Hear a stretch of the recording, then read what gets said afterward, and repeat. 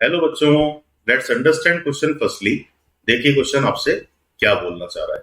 तो क्वेश्चन में आपको दिया जाता है which of the following compound will shows retention in configuration for nucleophilic substitution by OH minus ion। तो हैलाइड में करेक्टरिस्टिक रिएक्शन होता है आपका न्यूक्लियोफिलिक सब्स्टिट्यूशन, जिसके दो पार्ट होते हैं, एक SN1 और एक SN2। तो कायरल कार्बन की प्रेजेंस में अगर आप SN1 करोगे तो रेसिमाइजेशन होगा, और अगर SN2 रिएक्शन हम करेंगे तो इन्वर्जन होता है। और अगर SN2 रिएक्शन के केस में रिटेंशन की बात करना हो, आप देखिए कि अगर जैसे पहले कंपाउंड में मैं OH माइनस का अगर रिएक्शन प्रोड्यूस करा रहा हूं, तो ये पर्टिकुलर जो कार्बन आपका है ये कायरल कार्बन है, दैट मीन्स की compound should be optically active, और इसी कार्बन ब्रोमीन बॉन्ड को मुझे रिएक्शन में यूज भी करना है। तो यहाँ पे अगर मैं रिएक्शन कराऊंगा तो एक बात तो जस्टिफाइड है कि मैं इस कायरल कार्बन पे ही बॉन्ड ब्रेकिंग कर रहा हूँ, और अगर मैं कायरल कार्बन पे ही बॉन्ड ब्रेकिंग कर रहा हूँ तो डेफिनेटली कॉन्फ़िगरेशन का चेंज नजर आएगा, इसको आप बोलते हो इन्वर्जन।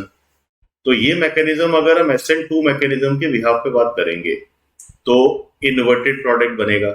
अब देखिए कि अगर हम सेकेंड ऑप्शन की बात करें तो सेकंड ऑप्शन में अगेन मैं कह सकता हूं कि जो कार्बन Br आप बॉन्ड ब्रेक करोगे वो इसी पर्टिकुलर कार्बन का करोगे, तो यहाँ पे भी आप इन्वर्जन की बात कर सकते हो। लेकिन थर्ड केस में बाकियों के कंपेयर में डिफरेंस क्या है? डिफरेंस ये बोलता है कि यहाँ पे जब मैं OH माइनस को as a attacking nucleophile approach करा रहा हूं तो ये कार्बन ब्रोमीन बॉन्ड ब्रेक हो रहा है, लेकिन कायरल कार्बन तो आपका ये है। तो दैट मीन्स कि इस कार्बन का जो नेचर है ये कायरल है, और कायरल है इसका मतलब कंपाउंड अगर ऑप्टिकली एक्टिव है तो इसके बिहाफ पे है।